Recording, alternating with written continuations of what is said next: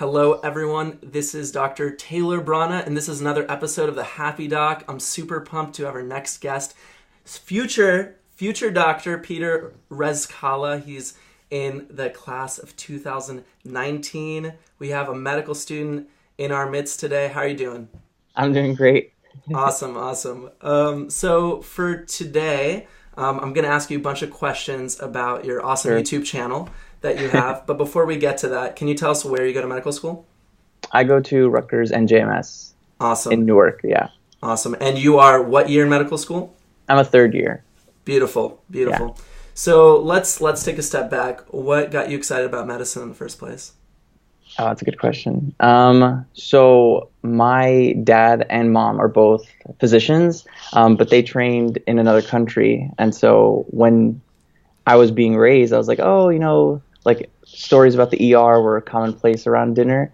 And it always got me interested, but then it wasn't until college that I really had to think about whether or not I really wanted to do medicine. And so I signed up for pre-med because my older brother told me it's the hardest thing you could do, and if you could do it, you could do anything in the world. So I signed up and I finished the first year, and I was like, wow, that was exhausting, but I'm glad I finished.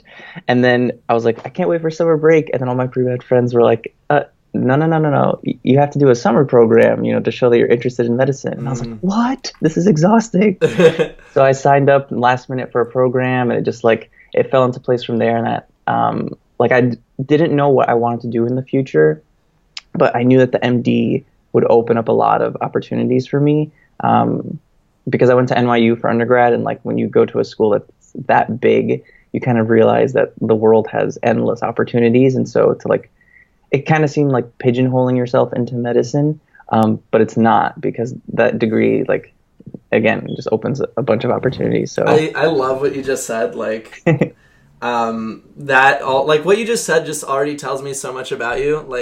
You're opportunity seeking. You're looking for growth in the way you look at things. Yeah, because I studied public health at NYU, and I was public. It was called global public health, and I was the first of the major. So we were a class of 12 pre-med students who did public health, and I got to help shape the program, and opened up the studies to be you can take some graduate classes as an undergrad. So it was a lot of learning and building experience, and I was like, is this going to happen in medicine? Am I going to be able to do public healthy things? You don't need public health training to go into medicine. So there's a lot of questioning what the field had in store. But then I came to a realization that because the field, we were talking about this earlier about it's catching up in a lot of other aspects. We're 3 to 5 years behind from entrepreneurs, for example, exactly, or other fields. Yeah. So I figured it would only benefit me, and I've been enjoying it. Oh, I'm so excited. I'm really excited. You have such a good attitude. No, it's really good to see, because the reason I mention that is there's so many people that go, and me included, by the way. I went through the process, and I felt just not just like you, but I felt just like other students, where you felt like you're pigeonholing yourself. Mm-hmm. I felt exhausted and exhausted, and then you start to speak to people such as yourself who look at the opportunities that something like this can bring. And it's pretty nuts. You can do a lot with it. Yeah, and I liked it. No, that's awesome. That's great. And it sounds to me also like you kind of like a challenge. You don't like things to be necessarily easy for you. Yeah, I mean, it's nice to have a goal and to be able to structure a plan for your life to be able to attain it. And even if it's hard work, it's fun, because at least at my school, it's a really big medical school class. We have 178, I think, in each class. So it's fun to know that you have comrades going with you on this difficult but sometimes, really fun journey. Awesome. So for the pre-med listeners and med student listeners that are tuning in, what were your expectations going into medical school, and what actually did you get? Okay. Wow. And this is why we don't prep questions, because it's going to be super genuine right now. Pre-med, when I was pre-med, I was thinking that being a doctor, I guess I had a pretty naive understanding of what it meant to be a doctor. I thought that what you do is you treat everyone. I guess I had like the understanding of like a family doc. In my mind, it was more of like you're a family doctor or you're a surgeon. And then the more I got into the field, I was like, okay, there are a lot more discrepancies, and even within the discrepancies, you can do like fellowships in super specialized areas.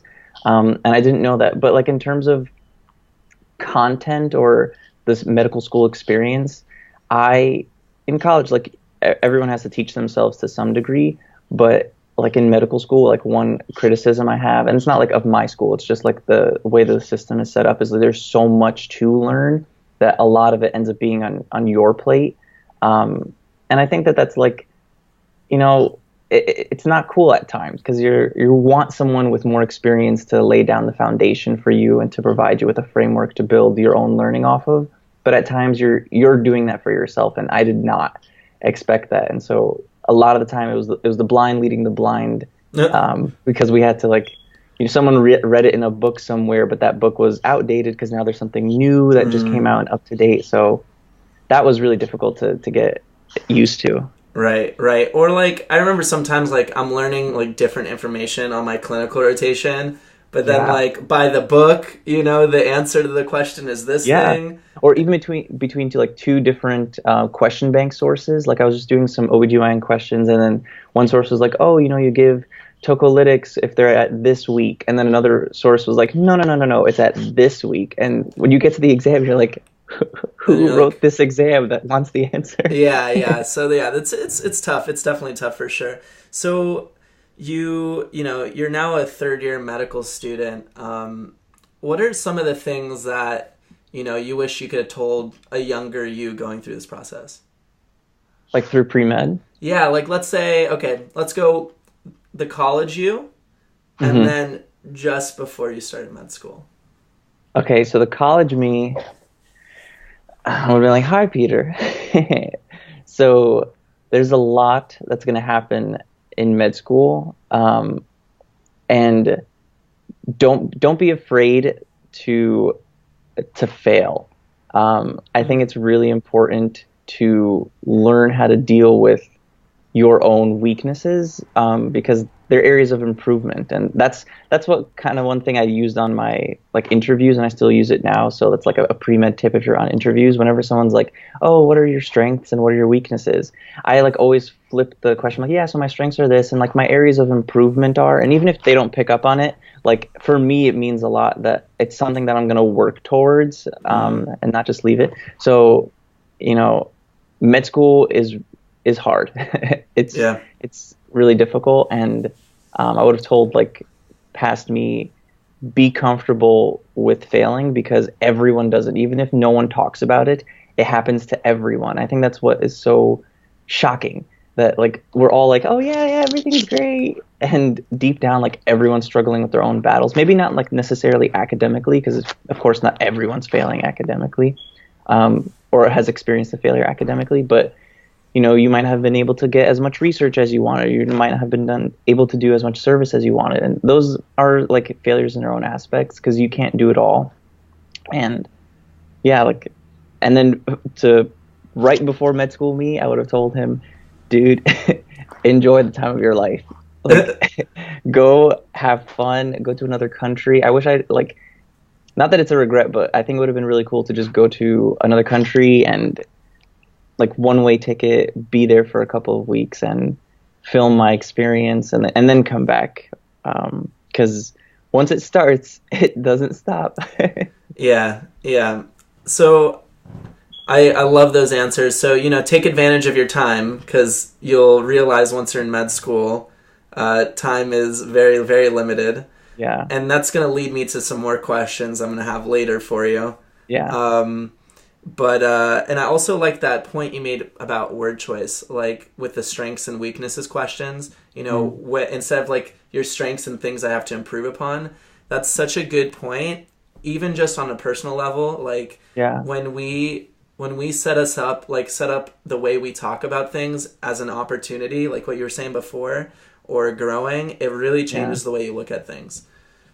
And I think NYU's like the place I got so conscious about word choice. Some people say it's like a hypersensitization of like political correctness.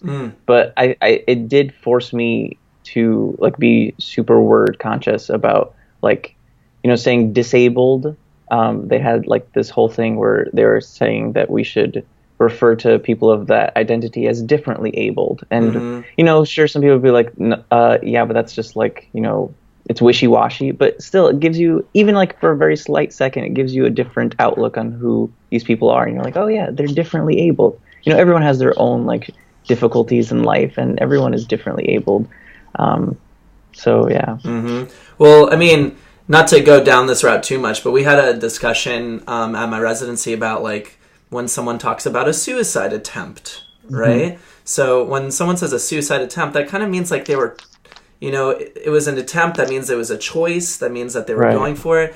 Whereas like the metaphor they're using now is like suicide is almost like a hanging on a pull-up bar, and you're just losing your strength slowly, and you let go, which then it doesn't feel as much as a choice, So it really depends, your word choice can really affect the way you look at things. It's just an interesting conversation about word choice. So let's move forward, and I want to talk about the creative parts of you. So let's take a step back again. So what got you excited about the arts and learning to be creative and doing, like, I see here, like you took a clown class and you took an improvisation course. So like what got you like interested in something like that? So very, very young, I was involved in like a bunch of plays and skits at church and school. And I remember this one, like, not defining moment of my life, but it was pretty like iconic. And I only thought about it like after it happened. I was in middle school, and my dad was actually giving an elective at my middle school for health sciences. And there was another elective going on for drama club. And I really wanted to do the drama club, but like he's my dad, so I have to go. And so I did the health sciences, and I enjoyed it, but like I was always like, oh, I want to be in the Joseph play. They're doing the Technicolor coat. I was like, I want to do it. I can sing, I can dance, I can do all this stuff, but I didn't do it. And then like halfway through the elective, the drama director actually sent out like a notice saying that 2 kids got kicked out of the play. I guess they were like roughhousing, so they have 2 open spots. And so I was able to join, and it was like the best of both worlds, and I was super happy that I got to do both.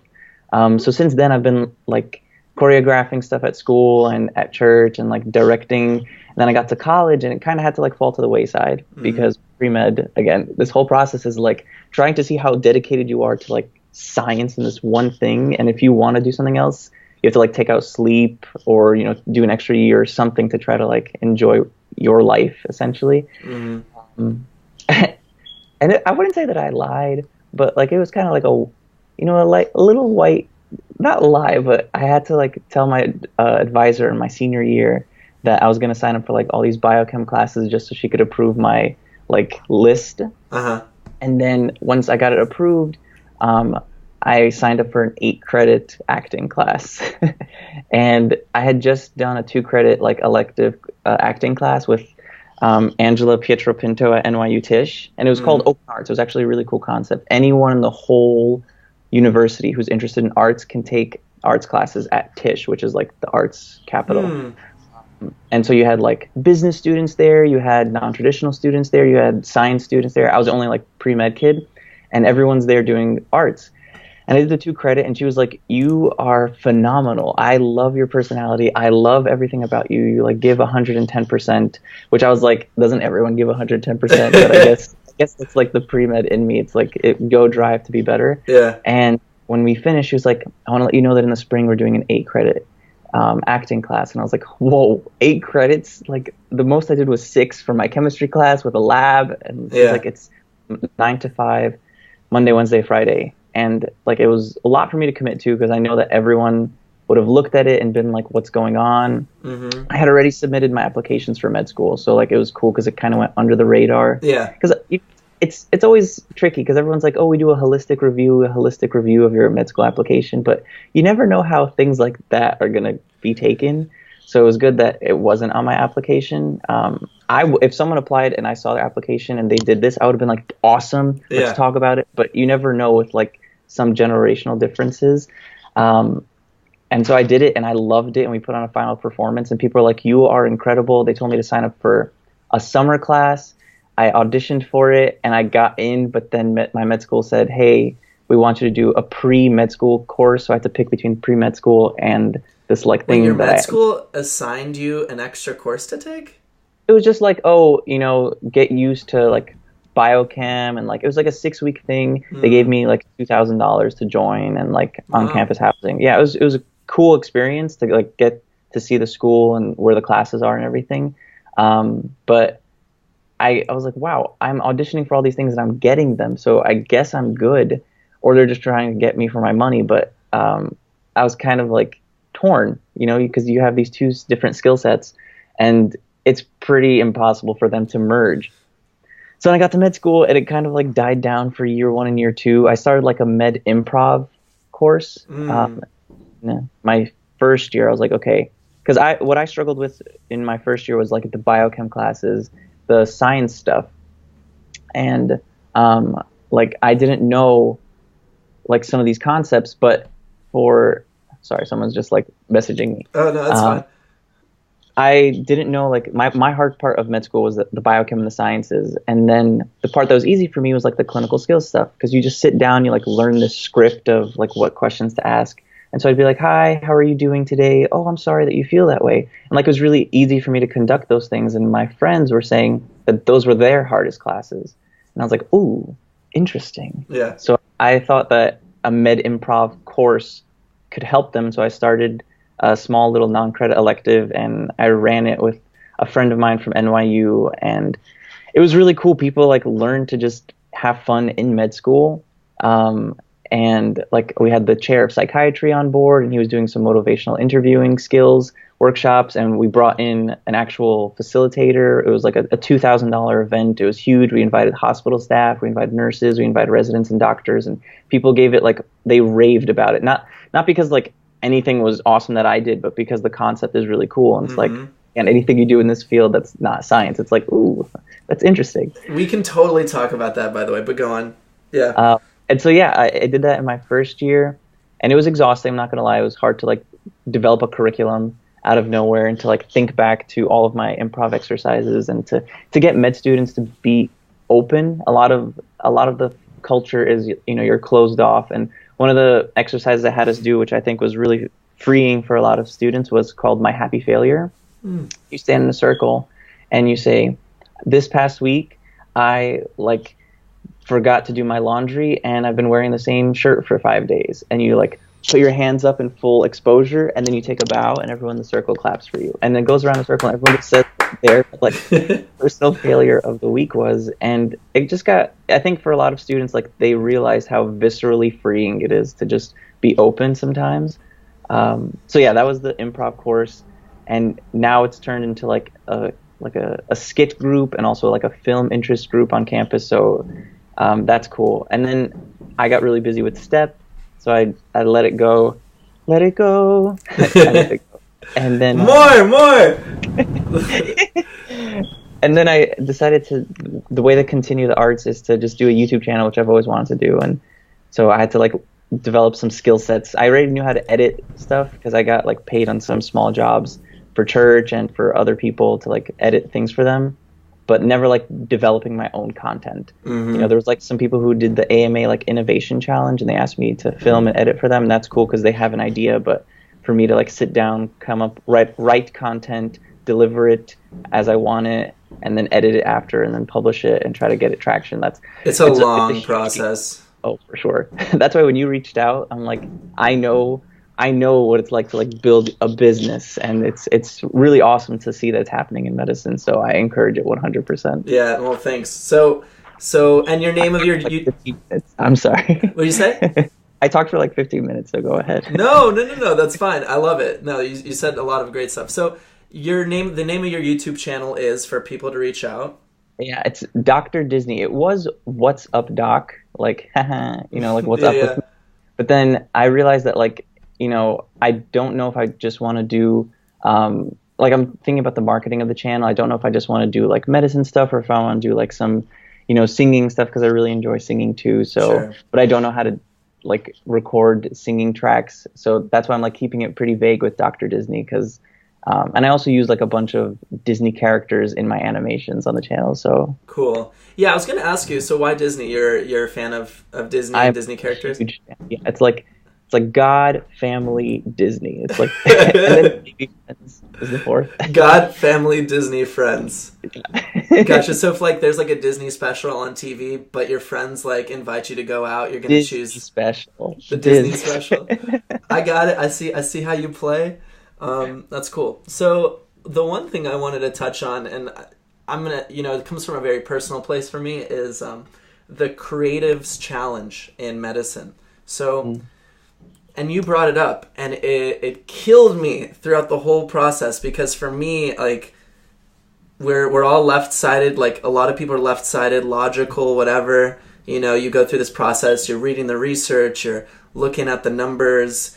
You're looking at the studies, whatever. But a huge part of me is like expression, and like whether it be in music or creating something, or I did a lot of multimedia stuff in high school. And I also want to say too is like what you said earlier about the application and being nervous to show that you took that acting class. How sad is that? Yeah. It's like we're people who are here to, like, from the medical field, we're people who want to like heal humanity, yet we have so many obstacles to doing so that are just artificial. I will say, if I saw that, I'd be like, that's awesome. Let's talk about it. I think this is great. Because those are the skills that make you unique, right? Exactly. So let's talk about the creative challenge. So you're in this field where you're just super crunched for time, but that other part of you is like, you could be on stage right now, right? You could be singing, you could be dancing, you could do like all this other stuff. So how do you deal with that, or what have you been doing to kind of deal with it? So like social media is a really powerful tool. And so the way that I found myself, like as I'm reflecting right now, the way that I kind of like was able to still be creative under the time constraints is Snapchat. I had Snapchat for a really long time. It's like for anyone who doesn't know, it's like you can record 10-second snippets of just whatever you want and like put text over it or colors or drawings. And I would like sing or like put a funny skit together. Like I went on one time and it was like Happy National Clown Nose Day. And I had taken a clown class in my 8-credit class. We had a clown segment, and I was like, I have a nose and I know what it's like to be a clown. So I like did this like 1-minute skit of just me waking up in the morning with a clown nose on and just realizing the nose and not knowing how to use it. And like I just put it up as like this fun little thing. It took me like maybe half an hour to film. Again, it's like 1 minute, but it took half an hour to film because you have to do so many takes. And people like messaged me back like, dude, this is flippin' hilarious. Where did you come up with this stuff? And I was like, people enjoy to just be entertained. There's so much like doom and gloom in the world, and like I just want to like spread some sunshine and positivity, especially in medicine, which is so grueling. And so then it got really difficult with Step, and so Step I had to like step away. I even deleted my Snapchat because like I knew I was using it as like an outlet for creativity, but I needed to focus on the bigger Step at hand. You might have been procrastinating a little bit by exactly. Yeah. I was procrastinating. Yeah.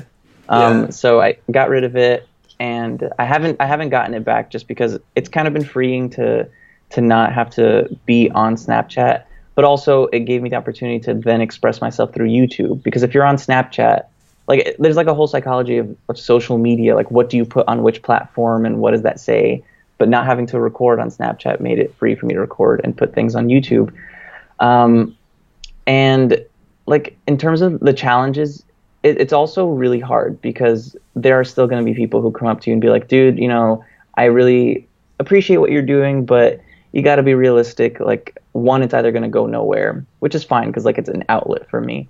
But two, like a lot of people have come up to me and said that, not a lot, but a sizable number of colleagues have been saying that, you might want to consider that it might be like a little unprofessional to put your face out like that, or to be saying the things that you're saying. And like, I think they're absolutely right with how medicine currently is structured, but I believe that like there needs to be change. And there are medical comedians who exist, and like not everything that's said needs to be like super sensitized. Especially like I put up a disclaimer now in my videos that like these are stories and like they might not be true, so like just enjoy the experience. Like Right. I'm not going to violate HIPAA, obviously, because my patients absolutely come before anything that I'm going to do. And like I don't know, it's also been really difficult because like before this whole thing about the YouTube channel, I would always like put up an inspiring patient stories on my Facebook page, like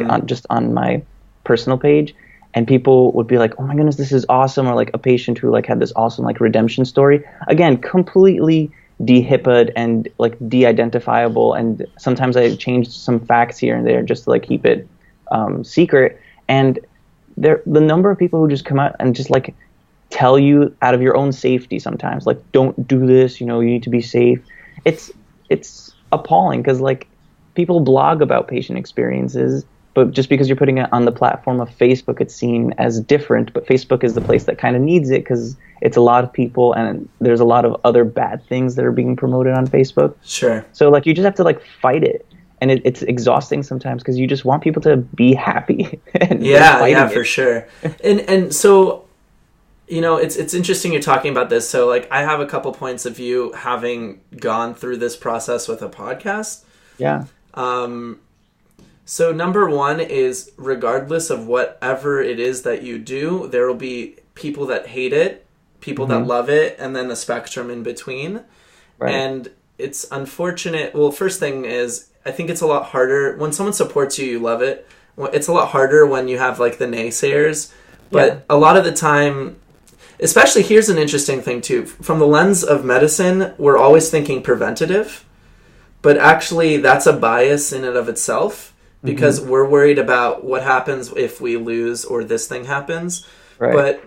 And I've talked about this before with other people, but what we're not seeing is the flip side of that is, what is the opportunity of going for it, of creating something. Like, you went through college, you had these classes where you learned the arts, right? And now you're developing and you're continuing like your medical education, but you're also creating the channel. And so you're keeping up with a skill set that like very few people are using because they're scared or they just don't have. And I think that's like a huge advantage. I don't know if you heard the episode I had with another student on recently. Her name is Martini Jacobs, and unfortunately she failed out of medical school. But the one thing that kept her afloat is she had a huge Twitter following. She's Miss Med Diva, I believe, on Twitter, if I'm mistaken that. And she has a huge Twitter following. So what happened after she failed out? She reached out for a bunch of people for work. She wasn't even really looking in the medical field, and now you're probably aware of online med ed. Yeah. So they hired her for marketing and helping with the social media parts of the page. So you have someone who, for all intents and purposes, is a quote failure, right? But then took the skill set that you. So like my whole point is you're gonna have so many people say that this is gonna be something you need to be worried about. I say.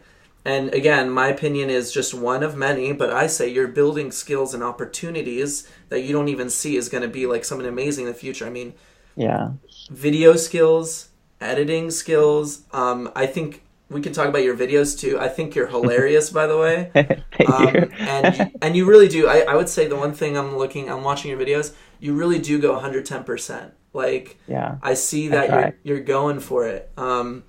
So and the other thing is like, it's really just from an objective point of view, like if we pulled ourselves out and looked at this like as third-party people, to see individuals who are trying to traverse like an arts world and a medical world at the same time, like it's really interesting because you don't have the time to commit to the arts world to like actually like succeed and do well, because like in order to be like a successful YouTuber, you have to like post every day, like all this like a lot of content, and in its own way it is taxing, grueling, similar to medicine, but like you don't have the time to be able to do that. So what little you do, you try to put it up, and then the medical side that you're doing it for is telling you not to do it. So you're not succeeding from like an arts aspect, and you're not succeeding from a medical aspect. And so like it's very easy to just be like, I'm just going to drop it and go.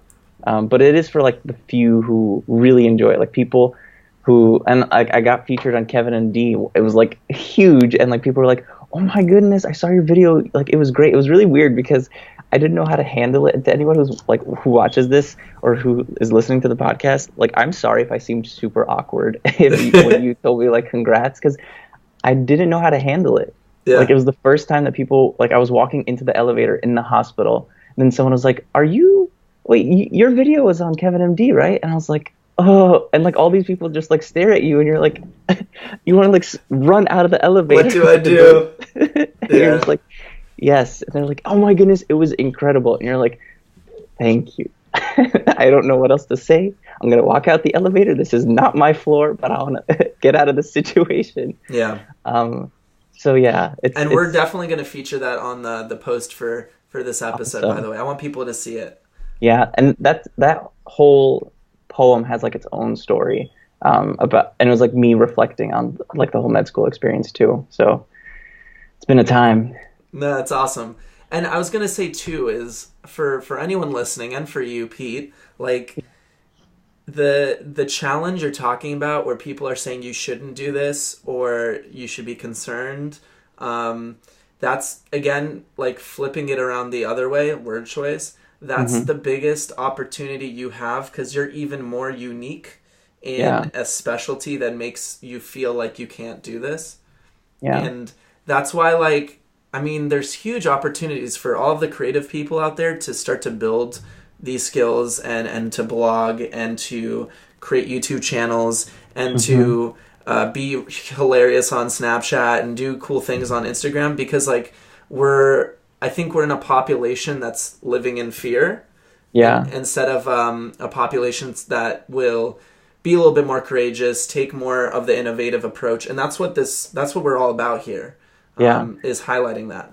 And one thing that like really like captivated me by film is how you can really just absorb people's attention into something that they're watching. And when I watch like TV or film, I'm 100% invested in it.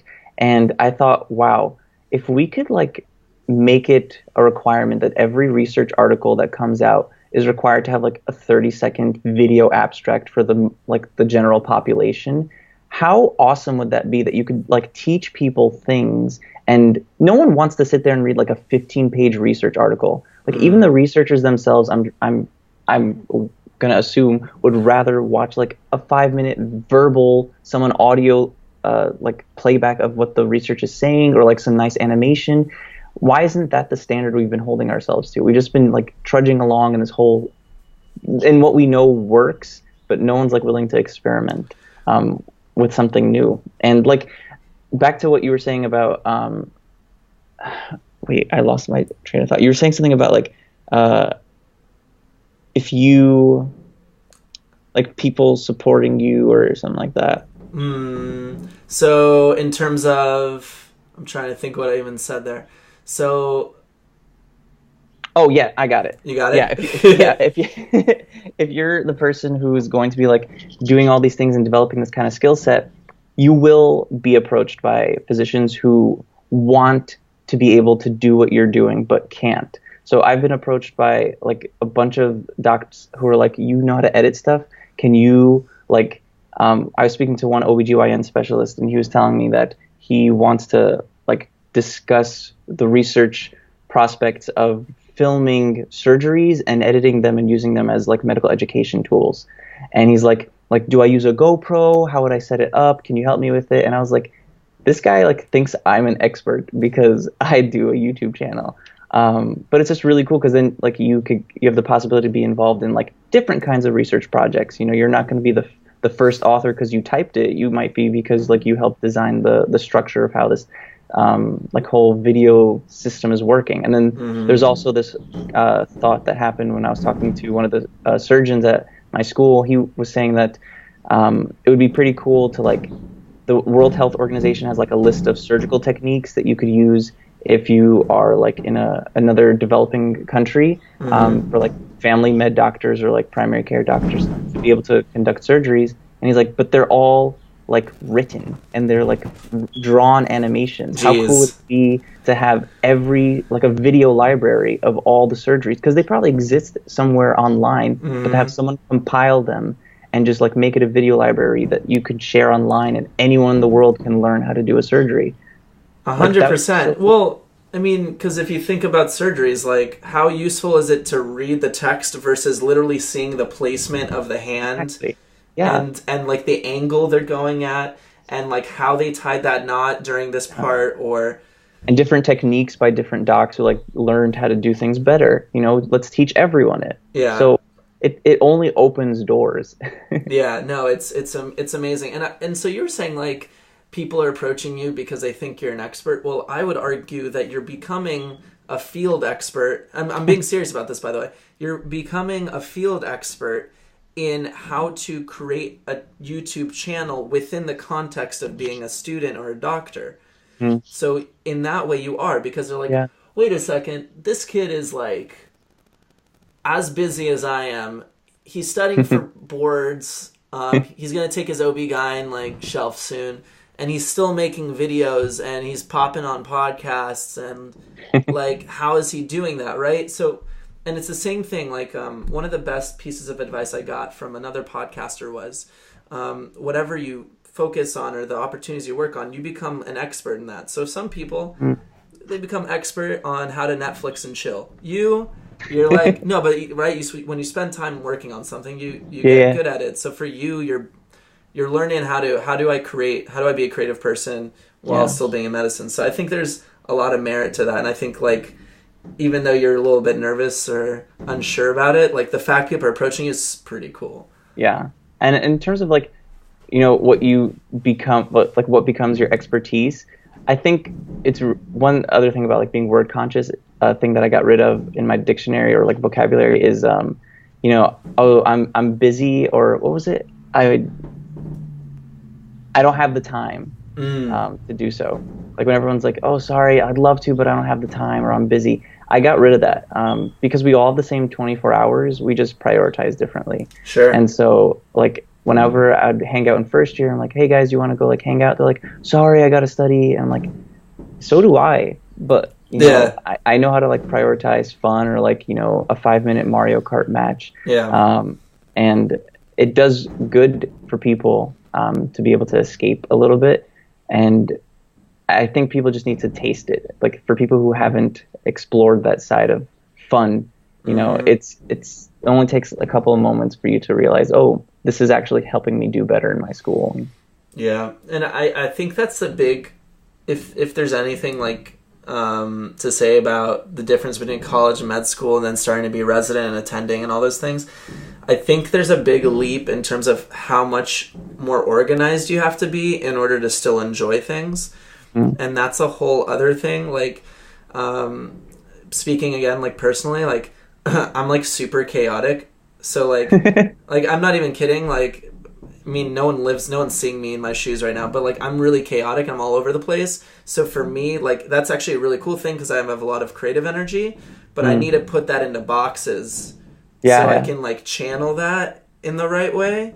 Yeah, and sure. I think, you know, but however, so some people like me, like we need to learn how to make boxes, make times where things need to be like, you need to make time for certain things. Right. Whereas like on the other side of it, like logical people, super like organized people, they need to like break. Unbox. They need to, right. They need to break boxes. Yeah. So.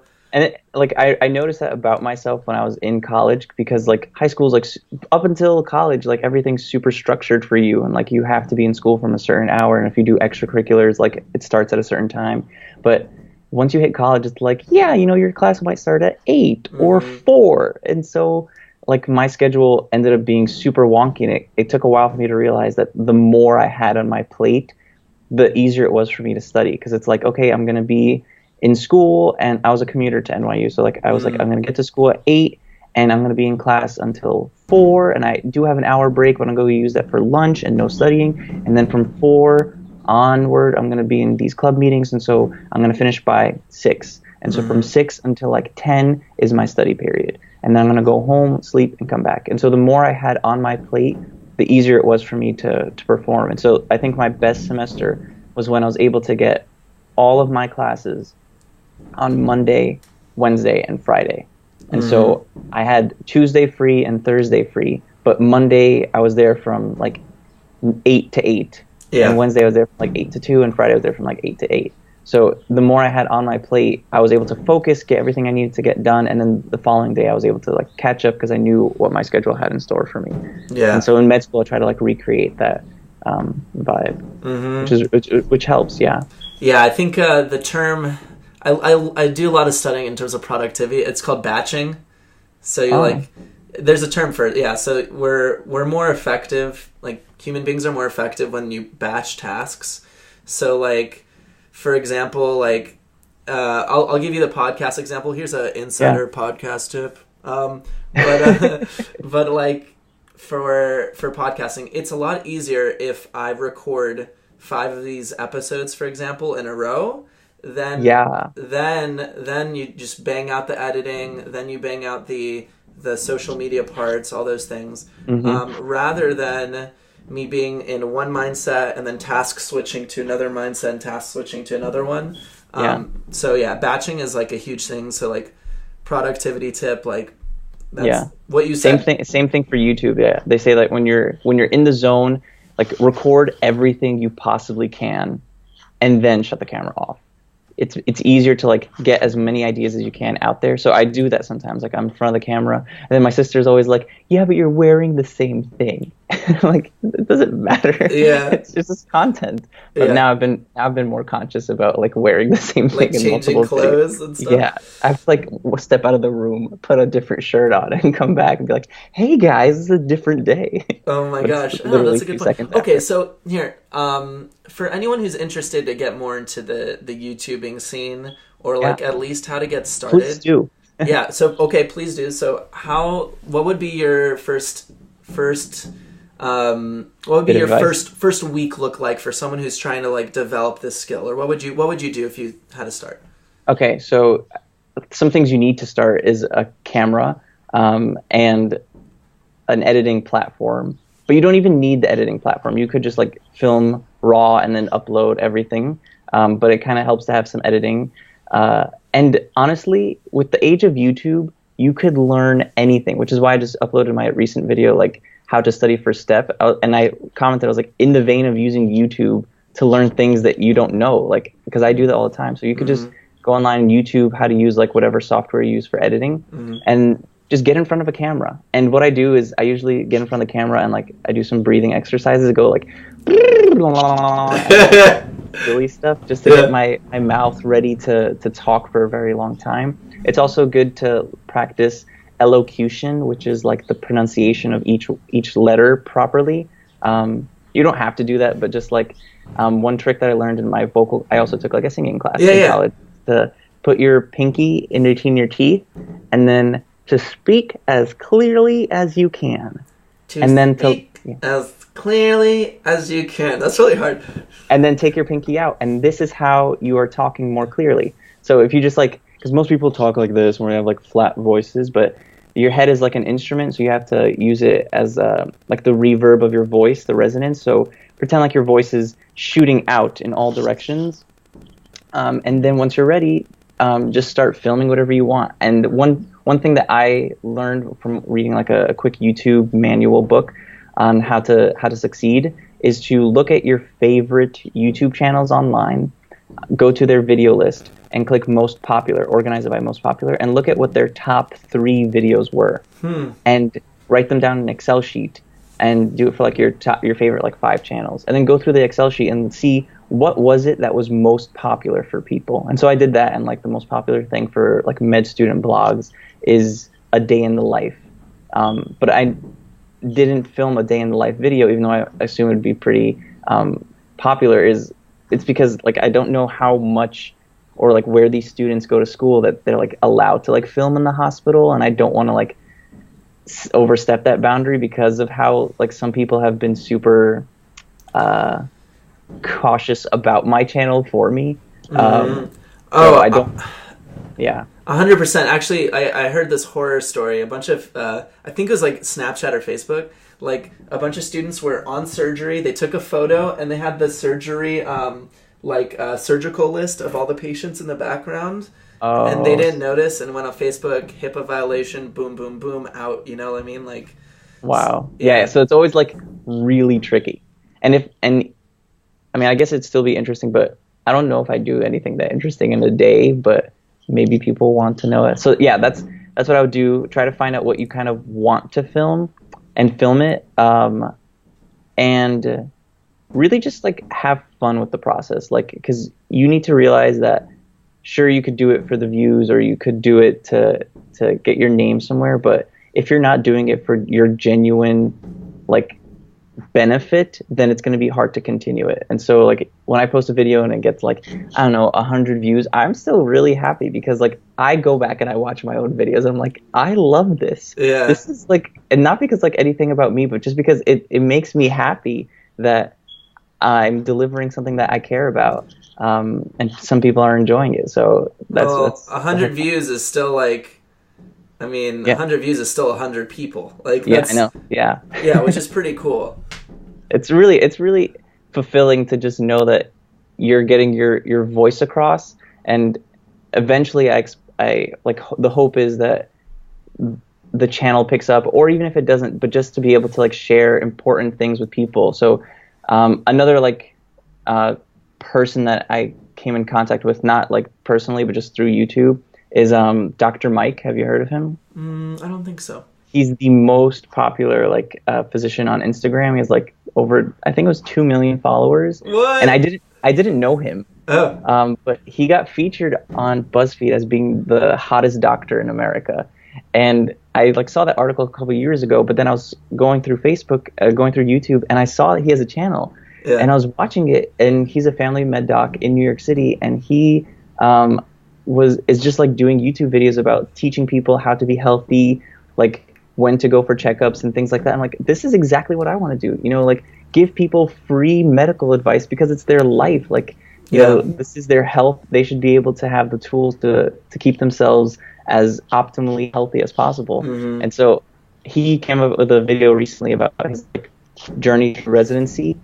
And one of the quotes in the video was he talked about how when he was first starting out on Instagram, he also received a lot of like comments from people around him that this is unprofessional to be putting yourself in this light. You know, doctors shouldn't be on Instagram, and it's just appalling that people come up with these thoughts. Like, why is it unprofessional to be on Instagram as a physician? So he just kept it up because like it was something that was important to him, and now he's doing a YouTube channel and like he's really successful and he's been all over the place. And he gave a TED talk, and I was just like, I want this because not because of anything about me, but because I want to be in a position where people will listen to like any advice I have to give, or if I make people smile by having a presence somewhere, that would be really cool.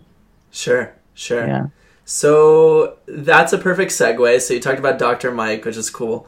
Who inspires you and why? Dr. Mike.